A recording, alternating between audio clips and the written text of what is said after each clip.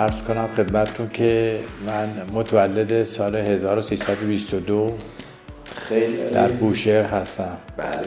تحصیلات ابتدایی رو در بوشهر گذروندم تا تقریبا سیکل اول رو در بوشهر بودم. این صدای جناب آقای دکتر غلام حسین دشتی بود، مدیر عامل محترم شرکت صنایع شیمیایی ساوه، و شما احتمالاً در بخش قبلی مصاحبه با ایشون که منتشر شد تو همین کانال تا حدودی با زندگی ایشون آشنا شدید. البته این حد خیلی قبول دارم کم بود، فقط تا این حد اشاره کردیم که ایشون توی بوشهر به دنیا اومدن، سالهای اول ابتدایی رو توی بوشهر گذروندن، چه جوری درس می‌خوندن، فضای بازی چه جوری بود، اصلا فضای بوشهر چگونه بود، به ویژه تو این بخش آخرش یعنی بوشهر در اون سالهای 20 چه شکلی بوده. خیلی حرفای متنوع زدیم که از اصل قضیه هم دور شدیم، ولی تا اونجا بحثمون رسید که جناب آقای دشتی از بوشهر به همراه خانوادهشون مهاجرت کردند به آبادان. حالا باقی ماجرا. رفتیم به آبادان و بقیه تحصیلاتم تا دیپلم آبادان بود و بعد آبادان. میدونی چرا اینو میپرسم؟ میخوام ببینم آدمی بودید دنبال فرصت بگرد، دنبال ارتقا بگرد، در نتیجه گفتید آبادان جای ارتقاست، من برم اونجا. نه خب به هر حال برادر بزرگم شرکت نفت بود اونجا، علاقه‌مند بودن که ما هم با هم باشیم با خانواده دیگه. منتقل شدیم اونجا دیگه، منم تحصیلاتم رو اونجا ادامه دادم تا دیپلم و بعد از اون دیگه تحصیلات دانشگاهی. و حالا البته قبل از اینکه وارد دانشگاه بشیم اجازه بدید اشاره بکنم که توی قسمت خیلی اول این کانال، یعنی نه قسمتی که اختصاص داده شده به مصاحبه جناب آقای دشتی، بلکه یه قسمتی که مستقل بود، اولین گزارش پادکست پادپخش بگیم بله، مثل که بعد از این قرار شده عبارت پادپخش رو به کار ببریم به جای پادکست. اولین پادپخش این کانال بود، اونجا که صحبت‌های چندین مدیر محترم رو گرد هم جمع کرده بودیم. یه تیکه از صحبت آقای دشتی ما آوردیم و استدلالمون و حرفامون اونجا این بود که برخی از مدیران صنایع رزین، البته مثل بقیه صنایع، آدم‌های متفاوت و باهوشی هستند و از جمله به هوش جناب آقای دشتی اونجا اشاره کرده بودیم. نمراتتون تو کدوم درس‌ها بیشتر بود؟ تو ریاضیات. من به هر حال خودم رشته ریاضی گذروندم، رشته ریاضی، دیپلمم رشته ریاضی بود. اون موقع رشته ریاضی جزء به حساب محصلینی تقسیم بندی که می‌کردن از نظر هوشی، کلا در اون دوران ما محصلینی که رشته ریاضی می‌رفتن از نظر هوش و چون به هر حال سرکار با ریاضیات بود و به هر حال یک سختی‌های خاص خودشو داشت، بیشتر به اون طرف سوق داده می‌شدن. و همینطور به ترتیب مثلا برای کسایی که علاقه‌مند بودن به ادبیات اینا، خب طبیعتاً اون ذکاوت ریاضیات رو به اون شدت نداشتن که بتونن هم تفهیم بشه براشون و هم بتونن حل. حالا از قضیه ریاضیات و هوش بگذریم و برسیم به این که ایشون در سن نوجوانی، یعنی سالهای دبیرستان، وارد آبادان شده. میشه سالهای حدود مثلا تصور کنید 1330 تا 35، درست سالهایی که کشمکش بین ملی شدن نفت و حضور انگلیسی ها و رفتن انگلیسی ها و بعدش حالا میخوایم چجوری ما پالایشگاه رو بچرخونیم، و برادرشون هم اونجا شخصیتی هستن، به نظر مسئولی هستن توی شرکت نفت. کنجکاو شدم که بدونم ایشون چه چیزهایی شنیده از بریتیش پترولیوم و نمیدونم این وقایع. ببینید در آبادان، البته خب من اون موقع سنم خیلی دبیرستان اینا بودم دیگه، ولی تا اونجایی که میدونستم بیشتر خب مدیران شرکت‌های، مدیران پالایشگاه اینا همه انگلیسی بودن در اون زمان، کاملا خاطرم. بعدها دیگه مدیران پالایشگاه و قسمت‌های اداری و اینا همه. نه میخواستم ببینم یعنی مثلا پمپ بنزینا که من تو عکس‌ها میبینم برند بریتیش BP رو روشون دارن، میخوام ببینم کلا صنعت نفت و رزین هم که بعدها از اون زاده شد و این حرفا در دست انگلیسی‌ها بود همه چی. پالایشگاه رو، مدیریت پالایشگاه رو اونا میچرخوندن، ولی خب پرسنل اکثرا ایرانی بودن. توزیع در کشور با اونا بود. توزیع نفت و گاز یا نه؟ نه خیر، نه دیگه مدیر عامل شرکت نفت داشت، برای خودش یک دستگاهی بود در زمان. دیگه من تو مصاحبه صحیح نمیدونستم که کنجکاوی بیشتری بکنم در مورد به ویژه مثلا حضور برادرشون توی شرکت نفت، چه بخشی بودن، چقدر اطلاعات برادرشون داشتن، میشه مثلا با برادرشون هم صحبت کرد و غیره. نکردم و صحیح هم نبود. ولی در اینجا بد نمیبینم که برای سایر دوستانی که بعداً ممکنه خدمتشون برسم و مصاحبه ضبط کنم اشاره بکنم که حتی الامکان اگر میتونید یادداشت بکنید جزئیات بیشتری از تاریخ دورانهای زندگی خودتون رو در چنین مصاحبه‌ای اگر با شما اومدم ضبط بکنم بیان بکنید. بسیاری از شیرینی‌های شنیدن زندگی نامه ها، تشخیص این که بستر رشد یک فرد چگونه بوده است منوط به اینه که محیطش رو هم ما بتونیم تصور کنیم و درک کنیم. و اگه ما میخوایم زندگی نامه‌ای ضبط کنیم یا بشنویم، بهتره که این فرد تنها رو در خاک و آب و بادی که رشد کرده بشناسیم.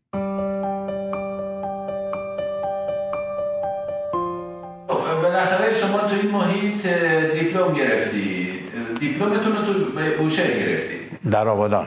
در آبادان گرفتی؟ بله. از کلاس چندم رفته بودید؟ از کلاس نهم رو دیگه، کلاس سیکل اول، کلاس نهم آخرین رو کلاس نهم یا سوم دبیرستان میشه گفت دیگه. که کلاس نهم دیگه ما رفتیم آبادان، و آبادان دیگه 9 و 10 و 11 و 12 رو آبادان تموم کردیم. کل خانواده‌تون رفت؟ بله دیگه همه اونجا منتقل شد. از اون خونه‌های نفت آبادان داشت؟ خونه‌های شرکت نفت، بله، با برادرم اونجا زندگی. تو محله مشهور؟ محله‌های مختلف بود، محله بریم بود، محله بهار بود، محله عرض کنم اینا چند تا اسمای مختلف داشت. بریم مشهور هنوز؟ بریم هست، باورده هست، بله. بعد دیگه عرض کنم حالا در زبان‌های مختلف جای مختلف بودیم. اون کتاب رمان چرا حالا من خاموش میکنم رو خوندی؟ نه، دو داستانش تو بریم میگذره. با این شرایط دوران تحصیل دبیرستانی جناب آقای دشتی اونجا تموم میشه و دیپلمشون رو میگیرن، دیپلم ریاضیشون رو میگیرن و به تبع اون خانواده و علاقه شخصی حالا نوبت ورود به دانشگاه میشه. توجه بکنید که اون سالهاییه که ورود به دانشگاه خیلی راحت نیست، خیلی هم متداول نیست. یعنی سالهاییه که اصلا یه دیپلم داشتن خودش کلی امتیاز و افتخار بوده، ولی در این حال دیگه کسانی که میرفتن به سطح دانشگاهی خیلی متمایزتر بودن. خانواده ایشون و شخصیت ایشون بستری رو فراهم کرده که وارد دانشگاه بشن، بنابراین کنکور میخونن. کنکور سختی که اون موقع ها قبول شدن ازش سخت بود. کنکور رو بدانیم که اون موقع ها یه شکل اولیه‌ای داشت، رفته شکلش متکامل شد، رفته هم سخت‌تر شد و این رفته سخت‌تر شدن گذر از مرز کنکور دیگه تا فکر کنم آخرای دهه 60 جدا ادامه داشت. عرض کنم خدمتتون که در سال 1342 کنکور دادم در رشته شیمی و در رشته شیمی بعد از این که البته در اون زمان هم کنکور به دو تا مرحله داشت. یک کنکور عمومی بود و یک کنکور اختصاصی. کنکور عمومی شامل ریاضیات و طبیعی، عرض کنم خدمتتون که ادبیات و نمیدونم انگلیسی و زبان این چیزا شروع می شد و بعدش که این مرحله تستی هم بود. بعد از اینکه این مرحله کسی قبول می شد میتونست انتخاب رشته بعدی باشه که رشته بعدی منم رشته شیمی بود دانشگاه تهران و در اون موقع من در کنکور نفر سوم شدم. نفر سوم کشور؟ سوم بلدی، چون تو اون تو رشته شیمی در کنکور دانشگاه تهران من نفر سوم شدم. بله. البته بعد نیست توجه بکنیم که نفر سوم شدن ایشون حاوی یه تبصره مهمیه که من فکر میکنم مثلا در حقیقت باید ما در نظر بگیریم که ایشون شاید نفر اول شده. این تبصره رو بشنوید. احتمالا 2 نفر اول هم میشناسی.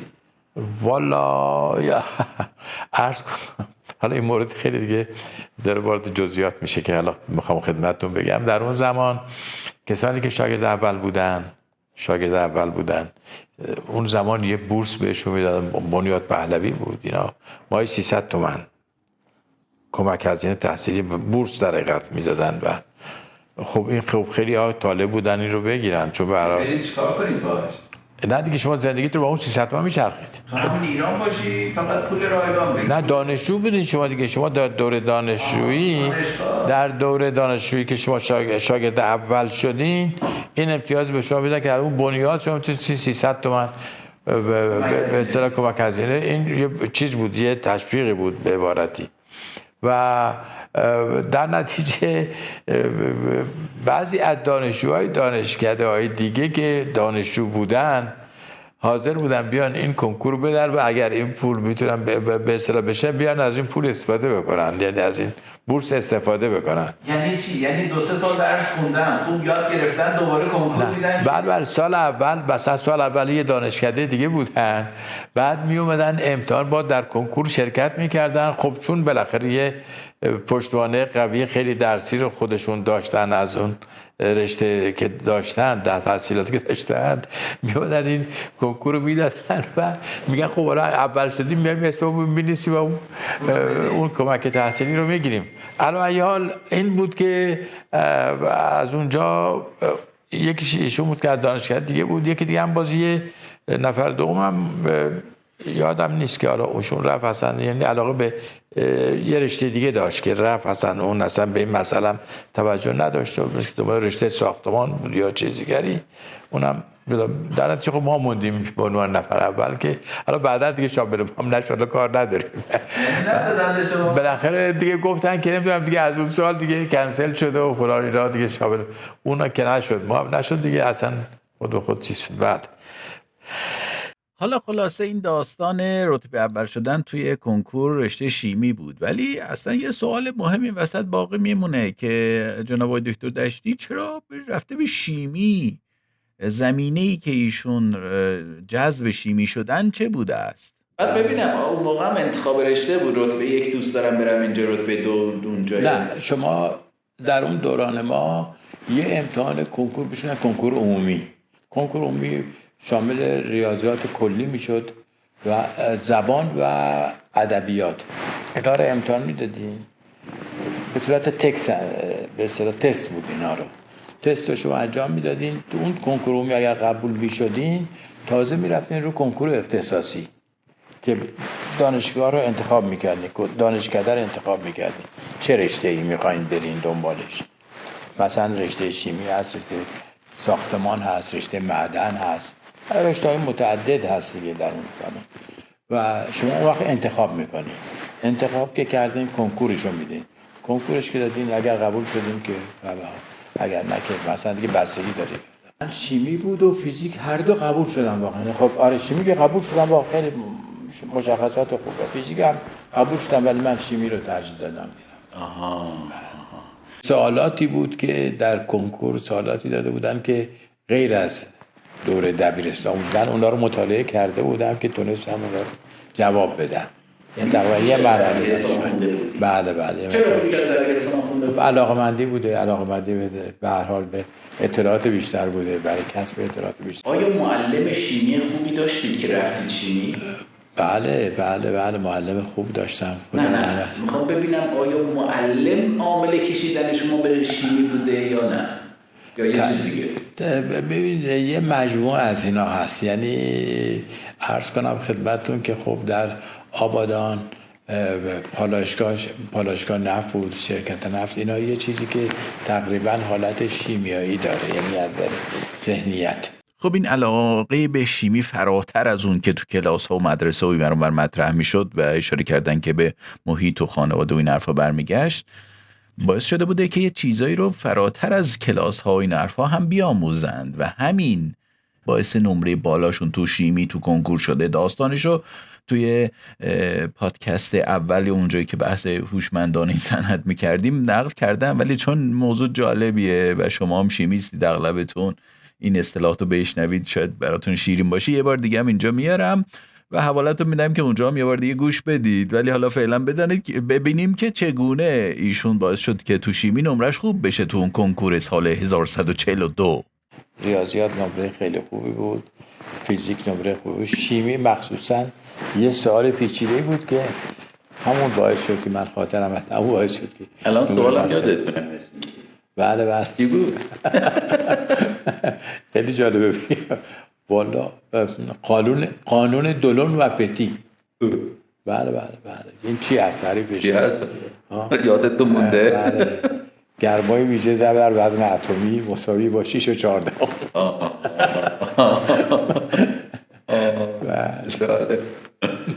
خب پس این دار. بله خب اون یه سوال باعث شده رتبه شما تو شیمی بالاتر. هیچ کسی وارد نبود. بله مطمئنم یه دونه سوال جواب دادن اینقدر آوردتتون بالا؟ نه تنها اون نبود واقعیتش، نه تنها اون نبود، ولی خب در هر حال جمع دیگه. یعنی میخوام بگم این یک چیزی بود که 99% کسی اینو نمیتونه جواب بده. البته خب من در سالات دیگرم یادم خیلی خوب همه ریاضیات خیلی قشنگ، همه رو خیلی خوب جواب داده بودم، چیزی نبود که جواب ندم واقعیتش.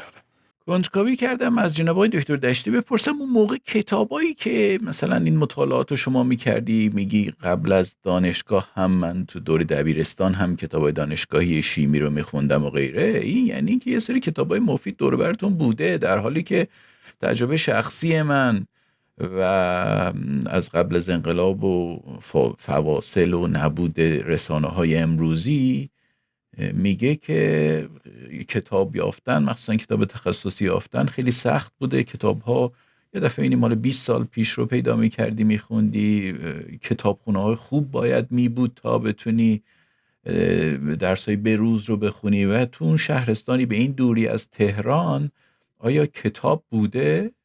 شما از کجا این کتابا رو پیدا میکردید؟ کتاباش بود؟ بله کتابا بود. کتابا عرض کنم که در خود همونجا مثلا کسانی بودن که دانشکده نفت آبادان دانشکده نفت بود در اون دوران، دانشجوهایی رو به اصطلاح تعلیم میداد و تحصیل تربیت میکرد برای خود شرکت نفت. فارغ التحصیل دانشکده میشدن در خود شرکت نفت کار میکردن. یه محیط دانشگاهی بود در حقیقت آبادان از این نظر علمی، همه امکانات بود که آدم بهش دسترسی پیدا بکنه.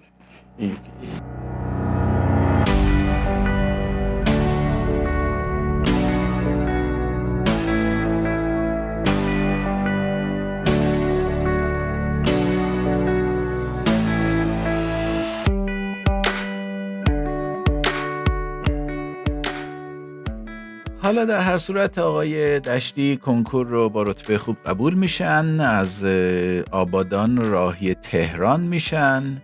یادم رفت بپرسم تو تهران منزل اجاره کردن، خونه اقوام بودن، یادم باشه این سری بپرسم ازشون آقای دشتی وقت کردی این سری یه کامنت بنویسید ببینیم تهران فامیل داشتید، پایگاه داشتید یا اینکه آبگاه نشین بودید. البته با هر وضعیتی که بودن قاعدتاً رویه درس خوندنشون و کیفیتش مشابه قبل بوده. چطور که رتبه دوم شدن در دانشگاه معیار این کیفیته. البته رتبه دوم شدنی که تبصره هم داره، حالا بشنوید من تبصره‌اش هم میگم خدمتتون. خب حالا شما دانشگاه تهران اومدید و 4 سال دارید درس میخونید. رشته زمان ما 3 سال بود. 3 سال بود. زمان ما همین دانشگاه تهران دانشکده علوم. دانشکده علومش. بله. شد سال چند تموم کردید؟ سال 45. بازم رتبتون خوب بود؟ اون موقع تمام من تنها، یعنی ما دور دانشکده اون تعداد دانشجویی که بودن 3 نفر بودن که هر سال خرداد قبول میشدن و من هم همون باز اون 2-3 نفری بودیم که خرداد قبول میشدن. فقط 3 نفر دیگه شاگرد اول دیگه من یعنی نبودم، ولی همه سوالا رو من خرداد. اون 2 نفر دیگه الان کجا؟ 2 نفر متاسفانه هر دوشون فوت کردن. اونا کارخونه ایجاد کنه اینا نشده؟ نه خیلی. یکشون در مؤسسه استاندارد بود، تقریبا شاید کمتر از 1 سال گذشته فوت کرد. یکیشون هم رفت و عرضم امریکا تحصیلات دکترا گرفت و برگشت و مدت‌ها بعد از انقلاب هم اینجا فعالیت داشت. متاسفانه سرطان مبتلا شد و اون هم شاید نمیدونم از هر زمانش دقیقا نمیتونم خدمتتون بگم، ولی اونا البته من در صحبتی که با جناب آقای مهندس حسام دشتی، پسر جناب آقای دکتر دشتی، در حقیقت مدیر عامل فعلی شرکت صنایع شیمیایی ساوه داشتم، ایشون خاطره ای رو از کودکی خودشون برای ما تعریف کردند که توی اون دوستان و روابط پدر جناب آقای دکتر غلام حسین دشتی رو تا حدودی ما میتونیم شناسایی بکنیم. از جمله دوستانی که در دوره دانشگاه با پدر همراه بودند. جالب اینه که در بین فهرست این دوستان شخصیت‌های مشهور صنعت رزین امروز ما هم هست. یکی دیگه از دوستاشونو که به خاطر میارم، خب از دوران بچگی آقای مهندس استوار هستن. حالا شاید نشناسن ولی شرکت رنگسازی باژاکن، ایشون الان مدیر عامل هستن، اونجا کار میکنن و خب ایشون هم دانشگاهی بابا بودن. ظاهرا در دوران لیسانس توی دانشگاه تهران با هم کلاس بودن و حتی توی خوابگاه با هم بودن. راستی لابلای همین صحبتی که با آقازاده جناب آقای دکتر دشتی داشتم متوجه شدم الان، یعنی در هنگام تدوین صداها متوجه شدم که به نظر آقای دکتر دشتی خوابگاه نشین بوده. حل شد آقای دشتی، میتونی کامنت رو پاک کنی. ولی خب آقای دشتی اجازه بده یک کمی به صحبت‌های هم اتاقی دوران دانشگاهیتون، یعنی جناب آقای دکتر استوار هم توجه بکنیم، اون جاهایی که اومده و با شما هم دوره شده توی دانشگاه تهران. این رو من از مصاحبه‌ای که با جناب آقای دکتر استوار بعدها داشتم الان تو حین تدوین پیدا کردم، حس کردم که چه جالبه، دو روایت مختلف مربوط به یک موقعیت زمانی مشابه و هم دوره. گوش بدید روندی که حالا آقای استوار طی کرده تا رفته اون دانشگاه و هم اتاقی آقای دکتر دشتی شده. دیپلم رو 1940 من امتحان دادم. اولین سالی بود که امتحانات در 2 مرحله انجام میشد، عمومی و اختصاصی. عمومی رو قبول شدم چون مسئله هوش و این چیزا بود و 2 سال اعتبار داشت. اختصاصی رو با اون پایه ضعیفی که من پیدا داشتم توی مدرسه رفتم دانشگاه فنی، اونجا رد شدم. افتاد به سال دوم که دیگه رفتم رشته شیمی دانشکده علوم و فیزیک دانشکده علوم. من فیزیک رو بیشتر دوست داشتم، اما تو فیزیک شیمی رو کم آوردم. تو شیمی نفری به دوام شد. حالا اینکه جناب آقای دکتر استوار چرا به قول خودشون پایه ضعیفی اون موقع داشتن توی کنکور اینجوری شد و اونجوری شد، خودش یه داستان جالبیه. زندگی آقای استوار هم جالبه. اصلا من فکر میکنم زندگی هر کسی رو اگه خوب کاوش بکنی خیلی قطعات جالبی توش میشه پیدا کرد که مرور بر اونها آموزنده است، مخصوصا شخصیتایی که توی بستر و شرایط اجتماعی و حتی سیاسی کاملا متفاوتی از ما رشد کردن. اونها بنابراین برای ما جالب مرور زندگیشون. دعوتتون میکنم که توی این کانال واتساپی که ایجاد کردم که اخبار نشر این نشرها یا پادکست ها رو توش دارم میگذارم، عضو بشید که من اگر بعداً زندگی آقای استوار رو هم نشر دادم که حتما میدم، چون مصاحبه خیلی شیرینی بود. یعنی البته من قرار نیست مصاحبه رو نشر ندم که بگم حالا این صحبت آقای استوار رو نشر میدم، همه رو قرار نشر بدم، ولی حالا کی، چگونه، چطوره، با حمایتایی که اینا بماند. خلاصه برگردیم به سالهای 42 تا حدود 45 که این چند دانشجو تو دانشگاه تهران دارن شیمیاشون رو میخونن و یواش یواش میرسن به مقطع فارغ التحصیلی و وارد بازار کار شدن. دیگه فکر کنم بهتره که این بحث وارد بازار کار شدن رو توی قسمت دیگه، اپیزود مستقل دیگری بشکافیم، چون که واردش بشیم خیلی حرف برای گفتن داریم. خلاصش رو من برای شما بگم که جناب آقای دشتی بعداً وارد کارخونه های صابونسازی میشه، بعد سفر برای ادامه تحصیل و دکترا گرفتن میره خارج، غیره خیلی حرفا هست. وارد شدنش دیگه پادکست رو طولانی میکنه و من حس کردم که از پادکست طولانی قبلی برخی از دوستان راحت نبودن تا آخرش گوش بدن. گرچه بد نیست عادت بکنن دوستان که تیکه تیکه گوش بدن، قرار نیست که پادکست حالا همش توی نشست یه نفر بشنوه. البته من میتونم این پادکست ها رو توی رسانه های یه پلتفرم ها بگیم، حالا پلتفرم فارسیشو چی گذاشته هنوز نمیدونم، توی رسانه های دیگری هم نشرش بدم که مثلا ویژه فقط برنامه های رادیویی یا پادکست هستن مثل کست باکس. ولی تو یوتیوب این حسن داره که جهانیه و میتونه یک فرد دگمه های زیرین اون پخش کننده یوتیوب رو بزنه، همین حرفای فارسی ما فوری به انگلیسی ترجمه بشه، اتوماتیک ترجمه بشه و یه انگلیسی زبان بفهمه شما چه زندگی داشتید. حتی دگمه ترجمهش میتونه به روسی و چندین و چند زبان دیگه با تغییر اون نرم افزار همزمان میتونه ترجمه بشه و زیرنویس بشه. ولی خب من باید این رو از حالت رادیویی در بیارم، تبدیل به فیلمش کنم که این کارو کردم. میبینید دیگه یه دونه عکس گذاشتیم اون بالا، یعنی که این فیلمه، ولی دیگه تأثیری در کار نیست، همون یه دونه عکسه، بقیه‌اش هم صداشو شما دارید میشنوید. همه این مصاحبه‌ها تصویر خیلی خوب کلی زمان، یعنی یه مصاحبه ما یه نفر میریم یه روز کاره، یه روز واقعا راه میافتیم، گروه میریم، نور رو میچینیم، صدا آماده، بگیر ببند ضبط کن، جمع میشه میره میره ساعت 4 عصر شد. عملا هم هر چیز مصاحبه ضبط کردم اینجوری بوده، یعنی واقعا همشون اینجوری بودن. حالا یه داستانی هم رخ داد هفته پیش که دیگه اونو بعداً به موقعش میگم براتون که چقدر شرمنده شدیم از بابت این طولانی شدن ضبطمون. خب خیلی خیلی حرف زدیم. اینجا یادتون نره که تو این کانال هم عضو بشید. این عضو شدن تو این کانالتون یه کمی اعتبار میده به کانال که دیگران هم اومدن نگن یا 4 نفر یه حرفایی زدن،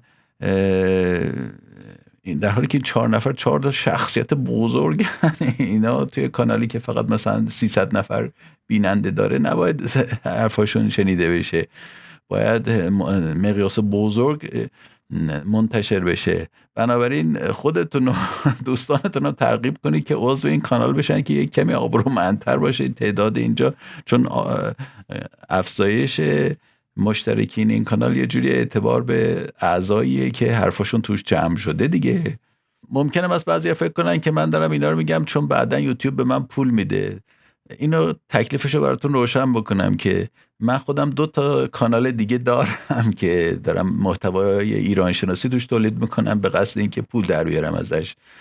به اندازه کافی اونجا درگیر هستم و میدونم هم که یه قرونی هم به درد بخوری ازشون به دست نمیاد. تازه اون کانالایی که پربیننده تر هستن، موضوعش عامه تره، اصلا درآمدی ندارن که بخوایم روش حساب باز کنیم. این کانال خیالتون راحت باشه که هیچ وقت به درآمدزایی از جانب یوتیوب نخواهد رسید. حالا هیچ وقت نگیم، ولی برسم مثلا میشه ماهی $5 $10 این همچین درآمدهای ممکنه برسیم. بله به همین امید داریم این کار ادامه میدیم.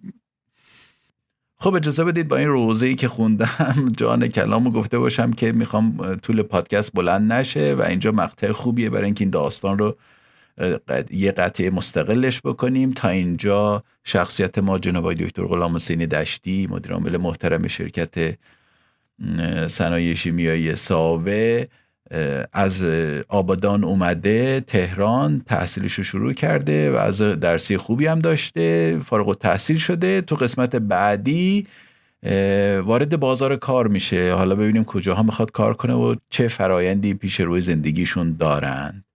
در انتها باز هم دعوت بکنم که لطفاً شما پیشنهاد بدید که من بیام مصاحبه. من وقتی زنگ میزنم به دیگران کم تحویل گرفته شدم، در نتیجه ذره اکراه دارم که دیگه زنگ بزنم، ولی خب بالاخره تکه تکه زنگ خواهم زد، ولی روند کند و کندتر خواهد شد. اولی اگه شما اعلام آمادگی کنید ما رو هوا میقاپیم و خدمتتون میرسیم. تشکر، فعلا خداحافظ.